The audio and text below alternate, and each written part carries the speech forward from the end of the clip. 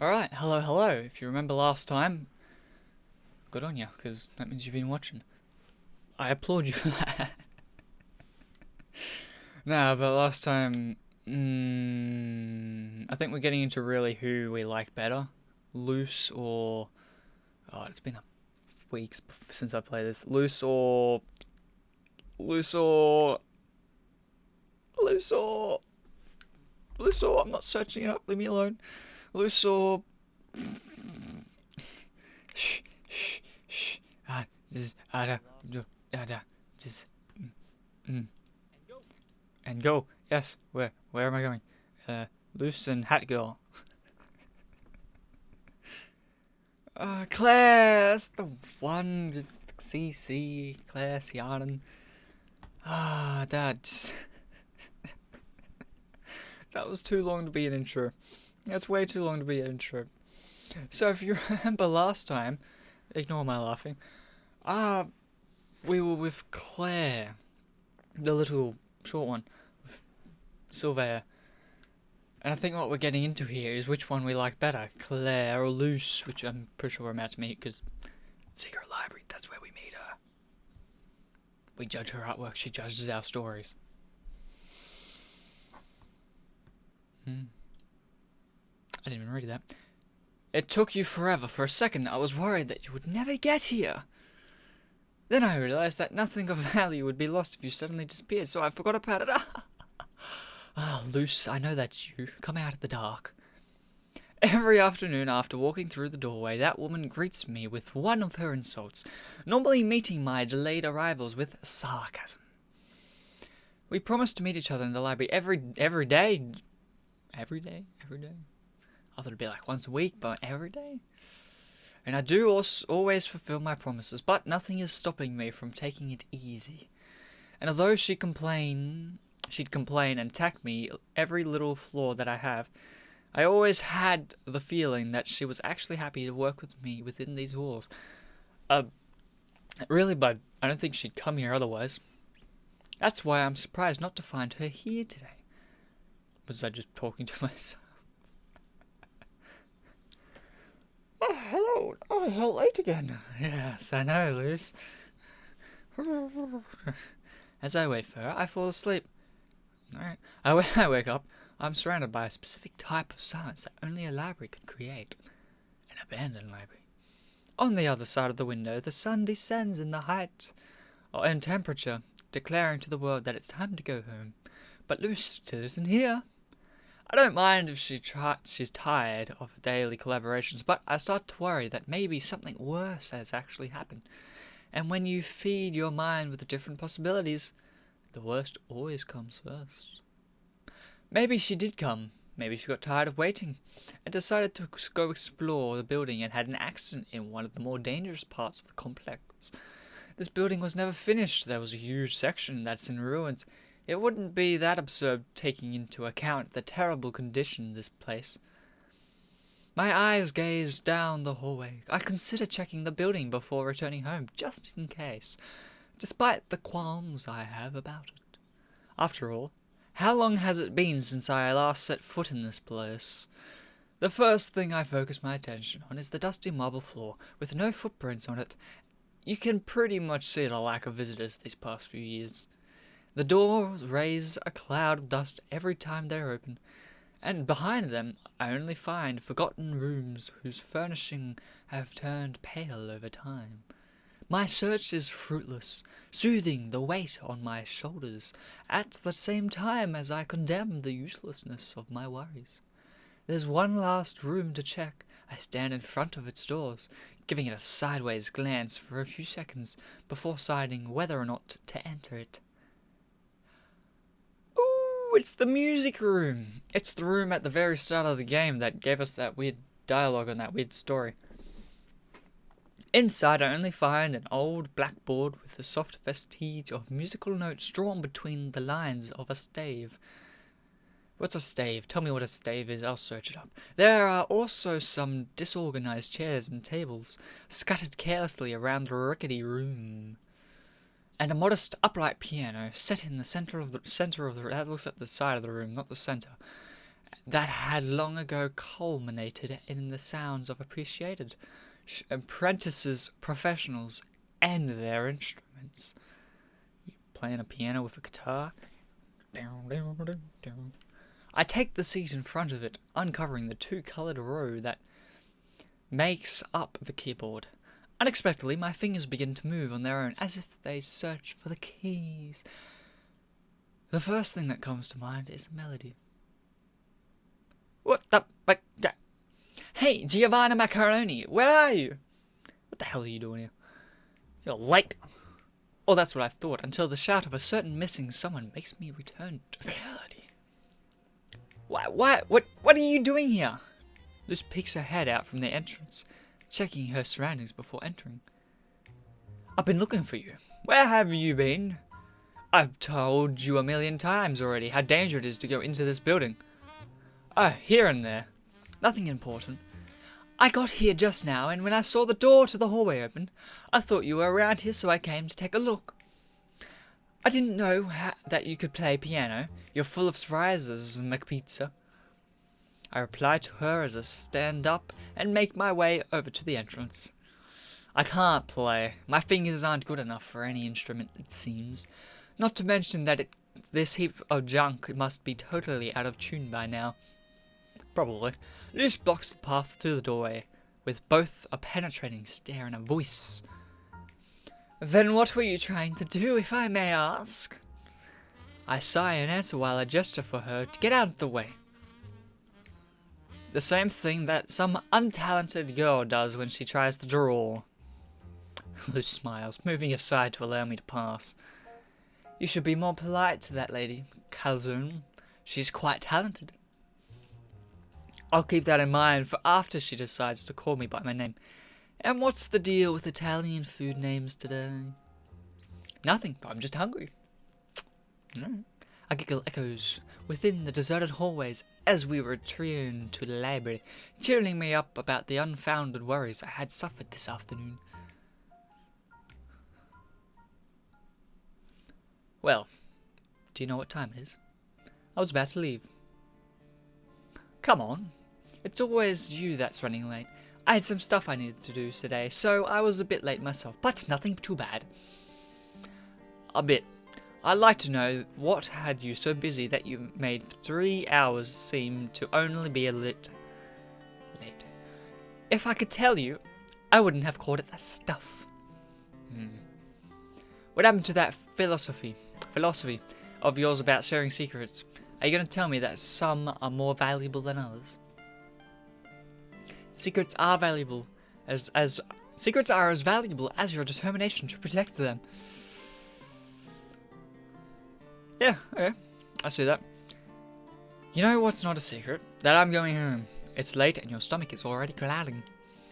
We don't have electricity and you can't see anything once it's dark outside, so it's not like there's anything else to do. You're leaving already? I'd at least like to see if you've progressed yet, and I can show you some of my drawings. Look at the spot you usually sit at. It takes a second for Luz to understand, but once she realizes it, she finds a plastic folder with some sheets of paper inside of it. It's the second chapter. You told me that you didn't even start it. It's not like I was especially inspired, but I managed to write something. You can tell me what you think about it later. Pretty sure it's going to be dense and pretentious like the first chapter. If you're going to be like that, then give it back. I never said that it was a bad thing. Also, if you've been waiting all day to show it to me, that must mean you wrote it lovingly. Ah, ha ha ha, I couldn't care less. I told you that I was about to leave. But you didn't, and that means something. Now, I just need you to show me the story that you used to win the writing contest. The one you never want to talk about. Yeah, that's right, we did have a story that won a writing contest. I wonder what it was. How the hell do you know about that? I have my sources. What did you think? Okay, this conversation over. Bye. See ya. Oh my. I'm going with you, so don't get angry. It's so easy to make you upset that I can't resist, you know? Then tell me who told you that. Probably Ziva. It's a lot more fun if you try to solve the mystery on your own, isn't it? Mr. Solved, it was Ziva. That's why I'm looking into you. I've already told you that I figured out what you meant when you said that writing is a necessity for you. You did? If my opinion counts, you can take all the time in the world. How about I reveal to you who my source is, and in exchange, you show me the story you wrote for the writing competition that you won? I'd rather find the culprit by myself than indulge you any longer. You could read the story and then refuse to tell me who the source is. I can't trust you at all. As you wish. But I'll leave the offer open in case you get tired of searching. You aren't the only one who fulfills their promises, so have some faith in me. Just so you know, I don't believe that two people can truly be friends until they share a promise. I thought we've already been doing that. Well, no, okay, never mind. I thought it was a secret that they had to share. Well, that's just between you and I. This girl. This girl indeed, my dudes. Reaching the Sun, Chapter 2. Here, let me move if you want to read along. I'm now over here. Isn't that fantastic? Icy. The end. Nice story. Icy. So foretold the tales that once upon a time there was a wolf without a past or memory who wanted to reach the sun. Along the path he travelled, the wolf wanted to quench his thirst and fatigue by a stream. There he came across a brightly coloured snake. Those scales resembled a rainbow, the rainbow serpent. The chatterbox reptile initiated conversation, ignoring the differences between reptiles and mammals.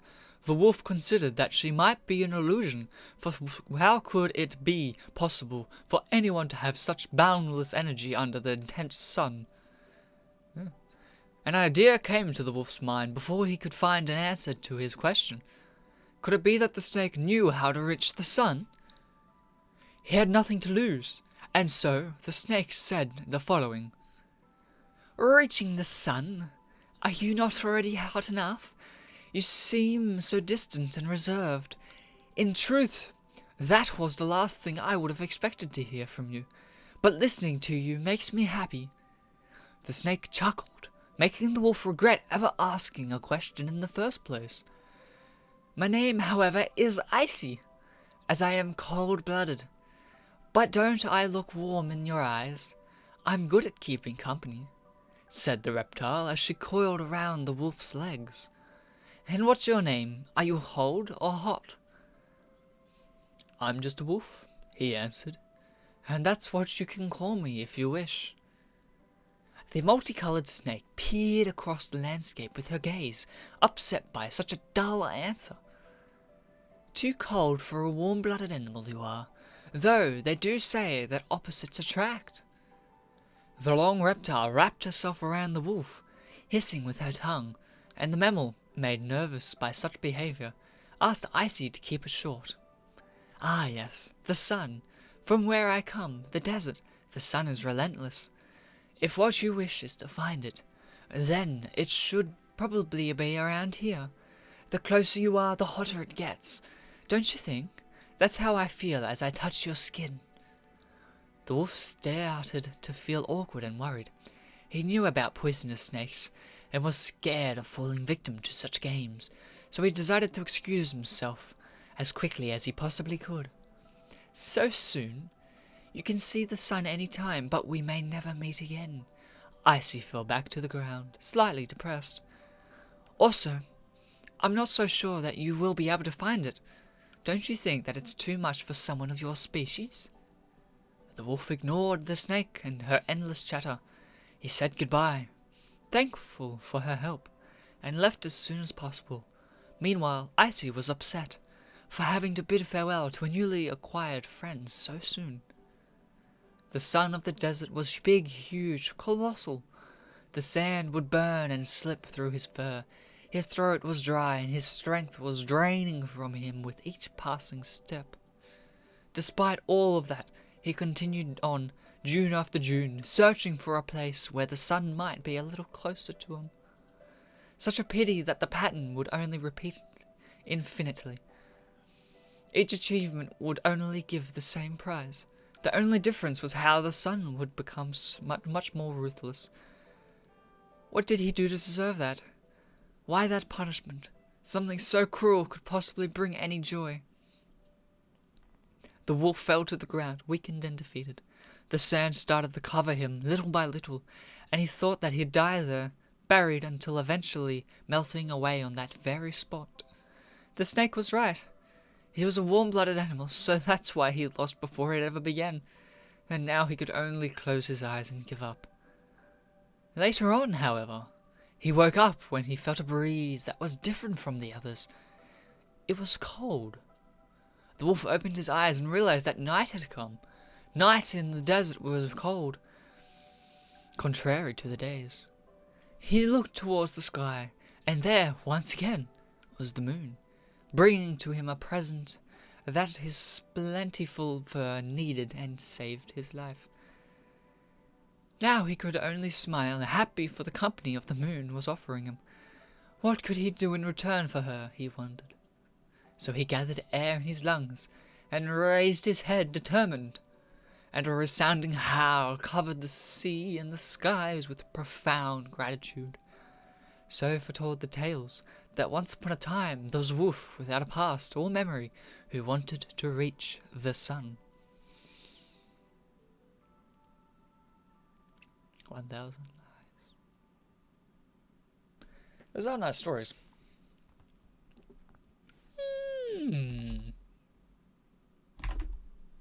Okay. Getting on the wrong side of bed. Getting out on the wrong side of the bed is an expression used to justify it when you act grumpy after waking up. Even if there's no real proof to back it up its legitimacy. I can't get out of the wrong side of the bed. My bed's against the wall. I can only get out one. People were quite superstitious in the past when it came to customs, so blaming getting out on the wrong side of the bed as being the source of your problems was normal. Even something simple like having a cloudy day like today would be considered an ill omen. Nowadays, nobody really takes those customs seriously. But it doesn't change the fact that you can still use them when you get the feeling that nothing will go as expected.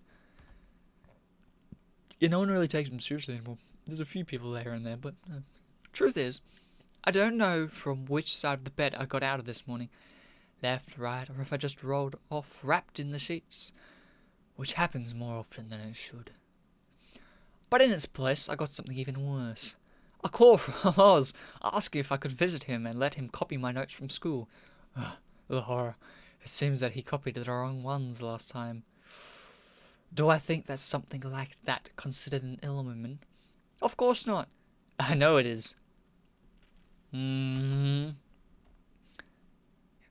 first sign that validates my suspicion appears even earlier than expected. Who is it? Which person? Over this week, I've had coincidental meetings pretty much every single day with a certain short but loudmouth girl named Claire. I don't even know how she manages to magically appear every time. In any case, all I know is that it's important for me to try and figure out her real intentions. That she likes me, that she wants to be my friend. Wow. Okay, now you have to tell me something. What was the meaning of all those emails? All of them were cryptic sounding. Why was that? You offend me, Sea Island. Now I must ask for a slushie to compensate for such despicable attack. You've already got ice cream for the same reason. Stop trying to spend all of my money. It's not a real date if the man doesn't pay. Can't you understand something so simple? So this is a date and I didn't even realize it. Can you please stop complicating things and give me an answer? What do you think? Don't answer with a question. Claire. Well, I won't deny that I was trying to make them sound mystical and intriguing. That is, more or less. Now, my slushie, please. You're impossible. No, I'm not going to treat you to anything, no matter how offended you pretend to be. But I do know a good place for the slushies, so we can go there if you want. I feel like a slushie now. Deep. Like really deep down. You're a good person, right, Xian? Everything else is such a facade. I'm done. No slushie for you. It was a compliment. Don't get mad. Boo. You must be the only person in the entire world to get angry when they're praised. Yeah. Remembering our past encounters, I opened the front gate, wondering when and where Claire will appear in front of me today. Spot on. Of course, my answer is in front of me already. Ta-da! There you are, Xian. I've been waiting for you. I was starting to think you'd never leave. Aha! Hi, Claire. One quick question before I suffer from an embolism. Can you tell me what the hell you're doing at my house? Well, I wanted to see you. What else could it be? You're such a dummy. Every new question you ask me is stupider than the last. Normal people usually ring the doorbell instead of waiting in front of their house that they weren't invited to visit. That, and considering your track record, well... Are you climbing up nearby trees to spy on me with a pair of binoculars by any chance? Don't be ridiculous. Trees are too tall and it's dangerous. You talk as if you already tried it. Well, then, are you going to stand there all day? Let's go. You don't even know where I'm going. And since when has that mattered? True. She turns around, holding her hat so it doesn't fall off, cheerful as if everything in the world could only get better. Who knows? Sometimes I think I should get as far away from Claire as possible, but when I see her like this, I think that maybe it's actually possible to get out on the right side of the bed. Nice, nice. Even if she has binoculars, it's not like she knows which window or is the one for my room, so it shouldn't be an issue. Of course I know. It's the upper right one. I look at Claire. She looks back at me. I look back at my own house and confirm that it is indeed my window. I look back at Claire. She looks up. I lose my shit. How do you know that? Listen to me. This is important. God damn it. I get no response. We're as distant now as in all of our previous encounters. Instead, she manages to change the topic to the unusual incoherent chatter that's typical of her. And finally, after passing through the old part of town and testing my patience, we reach our destination in a shorter walk than I'd actually expected. Oz lives near the town border. It's a place full of chalets that some time ago were occupied by a lot of retirees due to the abundant golf courses and good weather. When I ring the doorbell, no butler comes to greet me. Far from it, it's Oz who, with a nervous voice, invites me over the telecom device to enter since the door is apparently already open. Despite being wealthy, Oz's family doesn't indulge in much beyond what you can see at first sight. It's not like they need to anyway, considering the short amount of time they usually spend in one single place. Even the interior feels empty when I enter. It fills with darkness and silence. It's nothing compared to the noise you usually hear at my house. Press any switch in my house and you'll find the exact disorder and chaos one would expect from a home filled with teenaged girls. How many sisters do I have? I've got 4 in real life. How much does this guy do? Here, however, as soon as I turn on the lights... Yeah! Surprise! That's my best everyone voice you're gonna get. I take it back. It's my birthday? Yes, today is my birthday. Huh. Oh, nice to know. It was actually a couple of days ago. But I guess it makes sense to push the party back to the weekend to celebrate it instead. In general, my birthday usually have a more familiar and reserved atmosphere. Something modest and tight-knit. I don't enjoy bombastic parties full of people. Yeah, Killjoy. In that sense, I guess they got it right. The only people here are the committee members, and I don't see any balloons or decorations anywhere. They're just lazy. That doesn't change the fact that all of this was unexpected and unbelievable to me. When was the last time that I had a party like this? It almost feels nostalgic. If that's the correct word. Oh, hello there. Wait, they were all on screen before. Haha. I got my screen. Got my lucky screen. Although technically not everyone was on screen. There's still that other dude. From the... whatever. Luce taking so long yesterday and not telling me what she was doing. It seems to me that she was probably organizing this party with the others. After finding out my birthday, Luce talked to Oz and the others from the committee, and they decided to plan this party. Knowing her, she probably only wanted to know more about the reason that I had to repeat a grade. But every coin has two faces, I suppose. And of course, Ziva is the mastermind behind everything she gets involved with, undoubtedly becoming the main planner of this event. Claire's role was to ensure that I came to Oz's house as planned, otherwise having to come up with a plan if I decided to resist. Fair enough. Oh no, he's here. Was he on the other screen? Was he? I didn't stare at it for long. And finally, Dinners. What a name. Even though the last time we met was during the committee's meeting, he came here despite nobody really expecting him to, since he's the kind of person who prefers to stay still and be quiet as much as possible. The main theory I have is that he came here for the free food. Watching him as he pigs out, it's a surefire bet. In less than a second, the celebration begins and it gains the same harmony, or maybe even more than we had during the first committee meeting only 1 week ago. In high spirits, the host and homeowner decide to take the reins and ask for everyone to quiet down so that they can announce something. Let's take care of what really matters. Let's start with the first surprise of the day. Oz goes over to one of the doors leading to the garden that was hidden behind the curtains before continuing his speech. It's just so we can have a backdrop. We all know that Sion isn't very fond of big parties, with lots of people or noise and music. However, all of you can probably agree that there's something that everybody enjoys during this time of year.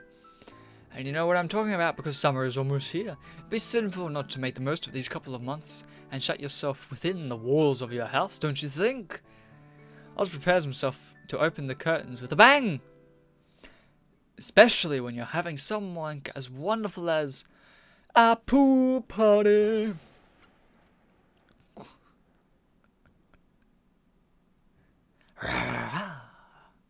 Rain! Oh no. Oz opens the curtain, revealing the most unexpected storm. It wasn't even raining when I got here. But it seems the universe hates our host and all of the paraphernalia. Yeesh. He was sitting out in his garden right now. We're in the middle of one of those summer storms that had to come a couple of months before its season. I've been waiting for this moment for too long. Watching the days pass, awaiting this occasion. It wasn't supposed to rain today. This week, yes, but not today. I made sure of it. Oh, well, that explains why you were so attentive this whole time. Don't worry, it's the thought that counts. I appreciate you wanting to do this for me, I'm sure. Summer is when even the worst perverts can become human beings. When swimsuits are the perfect excuse for women everywhere to show off their assets. When definitely the world, in general, becomes a better place. Sorry, now I get it. Ha ha ha. I don't know why I ever believed that you had good intentions. You don't get it! Blessed, Companero. Blessed and fan service. But it was all in vain. Destroyed by a storm. My perfect dream. World have never been realized. And for my forsaken soul must pass to the afterlife. Now that Oz has died, leaving his motionless body on the carpet, you could have tried to hide your plan before dying, you dumbass. All the girls could hear you. Don't worry. We already knew about Oz's true plan.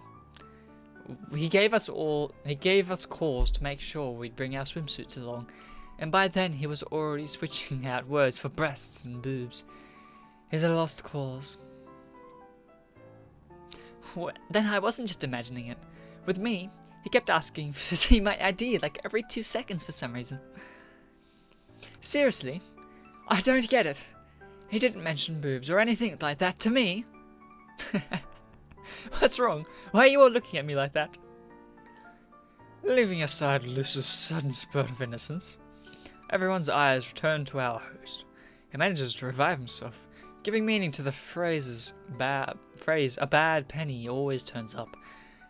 And the first thing he does is take me a hostage to talk about his treacherous plan. Companion! We came here to see lots of boobs, and that's what we're going to do. Never give up. Speak for yourself. I came here to lend you my notes. Oh, by the way, don't you want them? I have them with me.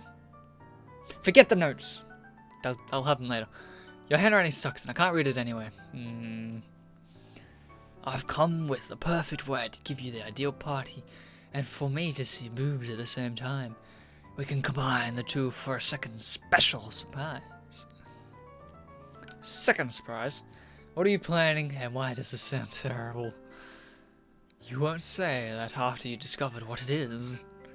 Oz calls for everyone's attention and responds with their hesitant gazes. Please listen to me.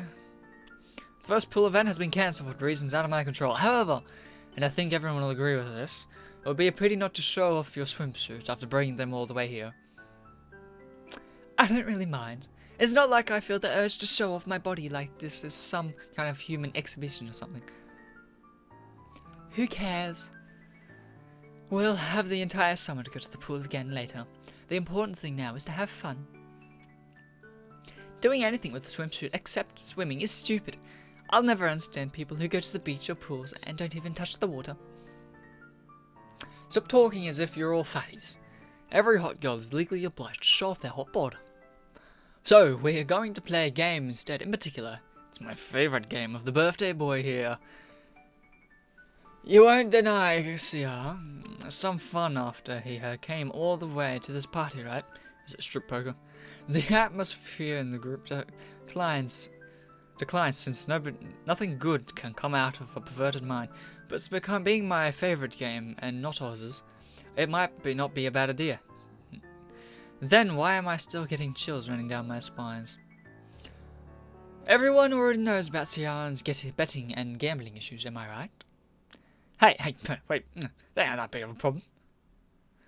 It wouldn't be healthy to bet money with him being here.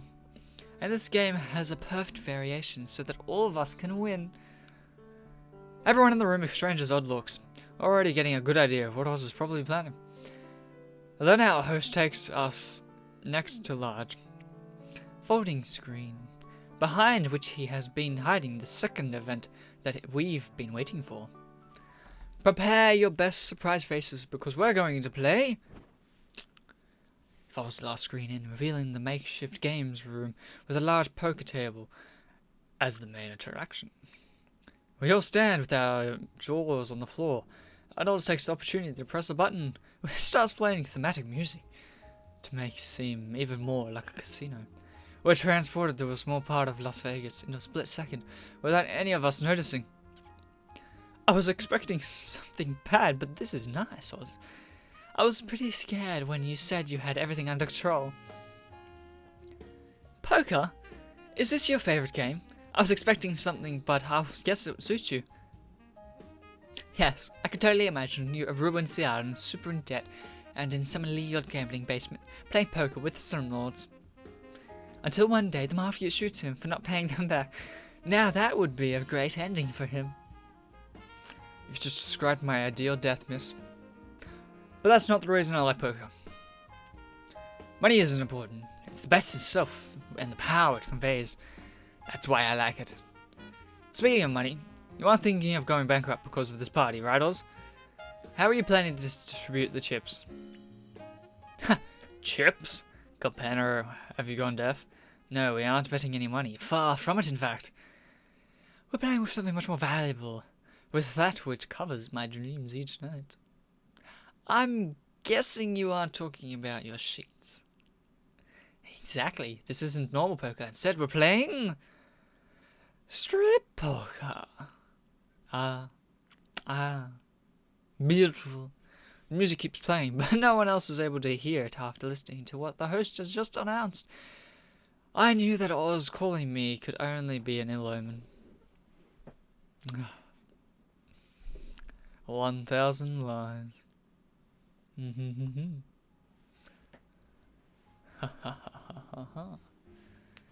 Your turn? No, you'll get your turn next time. Goodbye. Thanks for watching, and what an interesting turn of events. Though a pool party would have been nice, some strip poker can also turn out quite well.